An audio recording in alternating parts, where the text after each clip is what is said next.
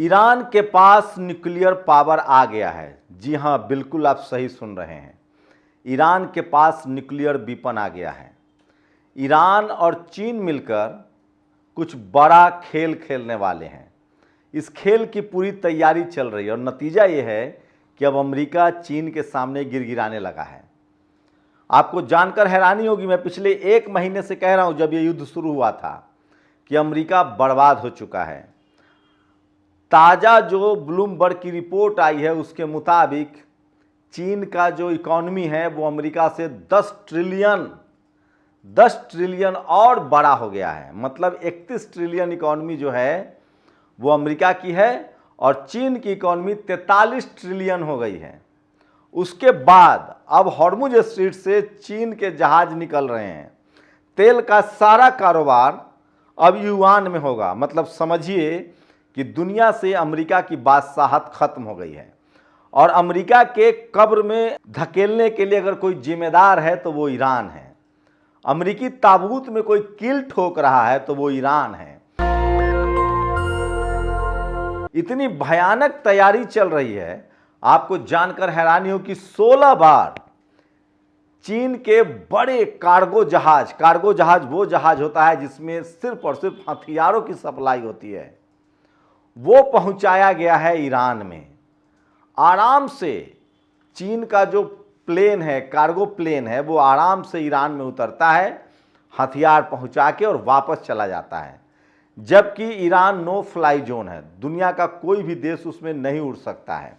इसका मतलब है कि इस पूरे युद्ध के पीछे रूस और चीन है। वहीं रूस जो है वो और मालामाल हो रहा है। सोचिए, रूस कल तक जो 40 बैरल डॉलर का तेल बेचता था, $40 प्रति बैरल, वो अब $150 प्रति बैरल तेल बेच रहा है। मतलब इस युद्ध से रूस और चीन मालामाल हो रहा है और अमेरिका ने पूरी दुनिया को बर्बादी के रास्ते पर ला दिया है। खुद पुतिन ने कहा है कि ये जो युद्ध है ये कोरोना से भी ज़्यादा महामारी होगा। लेकिन इसी बीच जो सबसे बड़ी खबर आ रही है, सोचिए, अब तक अमेरिका क्या कहता था कि ईरान ने न्यूक्लियर वेपन बनाने की कोशिश कर रहा है। अभी अमेरिका ने क्या कहा था? स्पिरिट 2 बॉम्बर ने बमबारी की थी और कहा था कि हमने ईरान के न्यूक्लियर वेपन को ख़त्म कर दिया है। लेकिन अब खबरें छन छन कर आ रही है और न्यूक्लियर वेपन को लेकर खुद ईरान के विदेश मंत्री अरागची ने ऐलान कर दिया है कि हमने न्यूक्लियर वेपन टेस्ट कर लिया है और हमारे मिसाइल में वो ताकत है कि वो न्यूक्लियर वेपन को ले जा सकते हैं। अभी 2 दिन पहले रूस के जो डिफेंस मिनिस्टर है, रक्षा मंत्री, उसने कहा था कि ईरान कुछ ऐसा करने वाला है कि दुनिया हतप्रभ रह जाएगा, दुनिया चौंक जाएगी। तो सोचिए, दुनिया भर में परमाणु बम है। अमेरिका के पास परमाणु बम है, भारत के पास भी परमाणु बम है, रूस के पास भी है, चीन के पास भी है। ईरान अगर परमाणु बम बना लेता तो इससे अमेरिका का क्या बिगड़ जाता? अमेरिका का ये बिगड़ता कि उसके ऊपर जो अमेरिका का जो सपना था ना कि हमको ईरान के तेल पर कब्जा करना है, वो कब्जा नहीं कर पाता। जैसे अमेरिका ने वेनेजुएला के राष्ट्रपति को किडनैप कर लिया, कह रहा है कि ग्रीनलैंड पर कब्जा करेंगे। दुनिया में वही देश सुरक्षित है जिसके पास परमाणु हथियार है। परमाणु हथियार जब हमला हुआ था तो 15,000 टन का बम गिरा था हिरोशिमा और नागासाकी पर दोनों, और अब तक 1.5 लाख टन बम बारूद जो है फिलिस्तीन पर इजराइल बरसा चुका है। तो ईरान अब खुलकर इजराइल से बदला ले रहा है। उसके बड़े बड़े बंकर में मिसाइल दागे जा रहे हैं, ये विस्तार से बताऊंगा। लेकिन आज की सबसे बड़ी खबर है, युद्ध के 28वें दिन ही ईरान ने बाकायदा घोषणा कर दिया है कि उसके पास न्यूक्लियर वेपन आ गया है और उसके मिसाइल में वो क्षमता है कि वो न्यूक्लियर वेपन को ढो सकता है। यानी परमाणु बम ईरान ने बना लिया है। जी हाँ, बिल्कुल आप सही सुन रहे हैं, ईरान ने इसकी घोषणा कर दी है कि ईरान ने परमाणु बम बना लिया है। सोचिए, किसी को इतना मत डराइए कि उसका डर ही खत्म हो जाए। ईरान अमेरिका इजराइल युद्ध से पहले अब तक पिछले 50 सालों से अमेरिका रोज कहता था, इजराइल रोज कहता था, यूनाइटेड नेशन से लेकर सड़क से लेकर, कि ईरान परमाणु हथियार बनाना चाहता है, ईरान परमाणु हथियार प्राप्त करना चाहता है। और उस पर तमाम बंदिशें लगाई गई थी, तमाम प्रतिबंध लगाए गए थे। ईरान अपना तेल नहीं बेच सकता था, ईरान दुनिया भर के देशों से व्यापार नहीं कर सकता था, क्योंकि उससे पैसा आ जाएगा और वो परमाणु बम बना लेगा। लेकिन सोचिए, इसीलिए एक कहावत है, बंद मुट्ठी जो होता है ना, जो मुट्ठी बंद है वो लाखों करोड़ों का, और जब खुल जाता है तो हकीकत सामने आ जाता है। ईरान पर अमेरिका ने हमला करके खुली छूट दे दी और ईरान ने डंके की चोट पर कहा है कि हमने बना लिया परमाणु बम। अब आप क्या करेंगे? अमेरिका ने ईरान पर हमला करके भी देख लिया, कुछ हासिल नहीं हुआ। यहां तक कि अमेरिका की बर्बादी हो गई है। जो अमेरिका सबसे बड़ी इकोनॉमी थी दुनिया की, वो अब दूसरे नंबर पर चली गई है। अब 43 ट्रिलियन 43 ट्रिलियन के साथ चीन पहले नंबर पर है और 31 ट्रिलियन के साथ अमेरिका दूसरे नंबर पर है। तो चीन सबसे आगे बढ़ गया और इस युद्ध में चीन लगातार मदद कर रहा है। इसलिए डोनाल्ड ट्रंप अब गिड़गिड़ा रहा है कि चीन से, शी जिनपिंग से हमारी मुलाकात हो जाए। वही हॉर्मुज स्ट्रीट में फिर से एक बड़े जहाज को ईरान ने जला दिया है। कहा जा रहा है कि यह जहाज जो है वो अमेरिका का जहाज था, बड़ा तेल टैंकर जहाज था। वही कहा जा रहा है, खबरें अभी मैं इसकी पुष्टि नहीं कर रहा हूं, लेकिन छन छन कर खबरें आ रही है कि ईरान पाकिस्तान से खफा है, नाराज है। दरअसल 10 बड़े तेल के शिप को परमिशन दिया था हॉर्मुज स्ट्रीट से। ईरान ने कहा था कि चाइना, रसिया, भारत, पाकिस्तान, इन देशों के सीधे सीधे जहाज जा सकते हैं। इसी बीच अमेरिका के साथ अपनी दोस्ती बचाने के लिए पाकिस्तान ने 10 जहाज पास कराए, उसमें से 6 जहाज अमेरिका को भेज दिया। उसके बाद हॉर्मुज स्ट्रीट को पूरी तरह से कहा जा रहा है कि ईरान ने बंद कर दिया है। अब उसके बगैर परमिशन के कोई भी जहाज नहीं जाएगा। तो सोचिए, अमेरिका ने पूरी दुनिया को मुश्किल में डाल दिया है। ईरान के सिर से डर का साया खत्म हो गया है और उसे पता चल गया है कि अब दुनिया में कोई ऐसा देश नहीं है जो उसके मिसाइल के सामने टिक सके।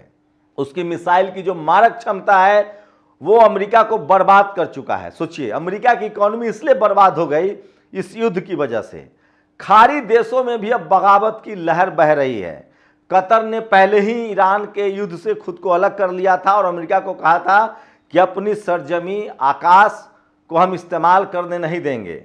ओमान भी अब कह रहा है कि हम नहीं करने देंगे। तो कतर हुआ, ओमान हुआ, सऊदी अरबिया कब तक टिकता है ये देखने वाली बात होगी।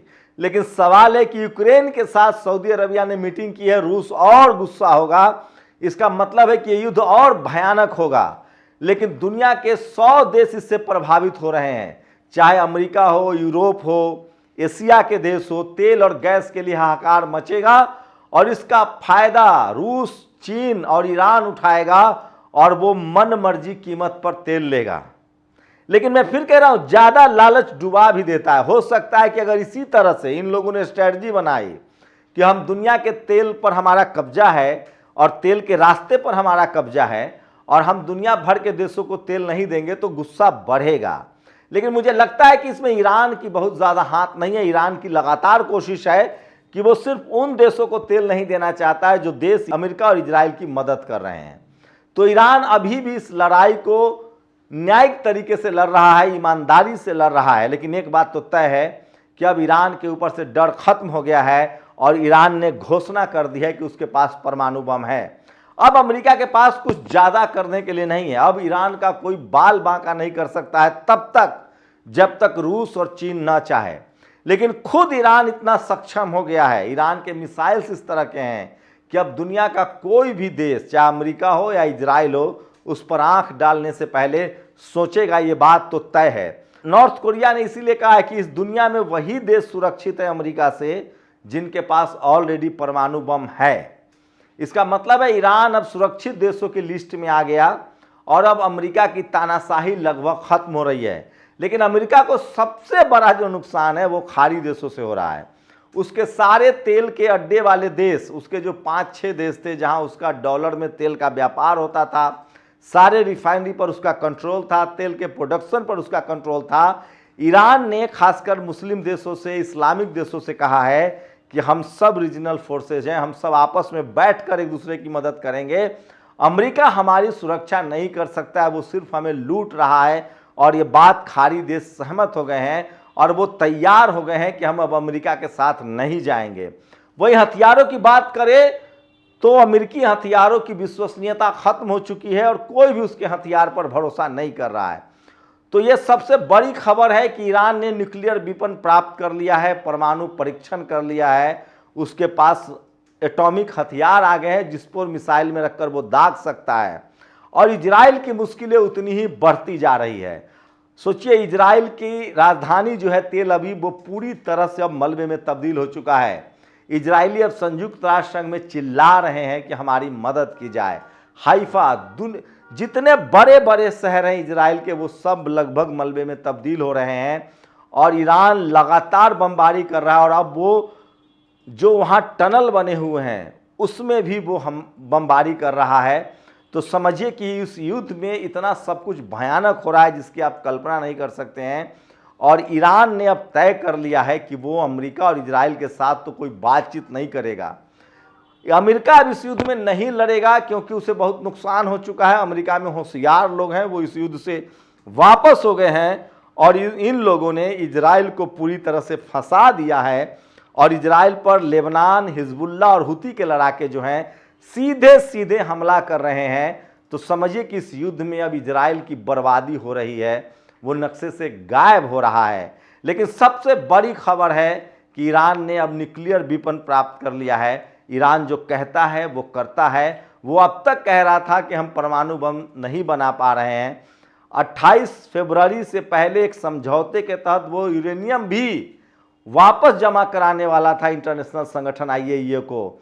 लेकिन सोचिए, अमेरिका और इजराइल ने उस पर हमला करके सब गोबर हो गया है और ये तय हो गया है कि ईरान के पास अब न्यूक्लियर बम है और अमेरिका से डर उसका खत्म हो गया है। अमेरिका कुछ नहीं बिगाड़ पाया और एशिया में अब एक बड़ी ताकत के तौर पे ईरान उभर रहा है। लेकिन सबसे ज़्यादा चिंता इजराइल के लिए है कि अब उसका क्या होगा। फिलिस्तीन का लड़ाका हमास जो है वो लगातार फिलिस्तीन में मरकेबा टैंक सहित उसके सैनिकों को मार रहा है। हिजबुल्ला जो है वो सीधे सीधे इजराइल पर बमबारी कर रहा है और हुती ने समंदर में मोर्चा संभाल लिया है। मतलब ईरान के साथ ये सारे देश लड़ रहे हैं, इराक लड़ रहा है और इजराइल के खिलाफ ये 4 देश एक साथ लड़ रहे हैं। खाड़ी देश भी अब ईरान पर हमला नहीं करने जा रहे हैं, ये साफ हो चुका है 1 महीने के युद्ध में। वहीं इजराइल के खिलाफ 4 देश लड़ रहे हैं और अब ईरान के पास न्यूक्लियर पावर आ गया है। तो सोचिए, एक अमेरिका ने पूरी दुनिया के देशों को मुसीबत में डाल दिया है और दुनिया भर के देशों में गैस और तेल की किल्लत हो रही है। अब ये फैसला होगा कि अब तेल का रास्ता कम से कम साफ हो। लेकिन ये तो तय है कि इसकी कीमत अमेरिका और इजराइल को चुकानी पड़ेगी और इसका फ़ायदा ईरान को मिलेगा। ईरान साफ कह रहा है कि जो हम पर हमला हुआ है उसकी एक एक रकम की भरपाई की जाए, हमें हर्जाना मिले, मुआवजा मिले, ये उसकी मांग है। शुक्रिया। दस्तक की आपसे गुजारिश है कि अगर इसको बचाना चाहते हैं तो नेशनल दस्तक को सब्सक्राइब करने के लिए रेड कलर के सब्सक्राइब बटन को दबाएं, फिर बेल आइकन की घंटी दबाएं। नेशनल दस्तक को बचाने के लिए बहुत जरूरी है कि हर खबर को शेयर करें, लाइक करें, कमेंट जरूर करें।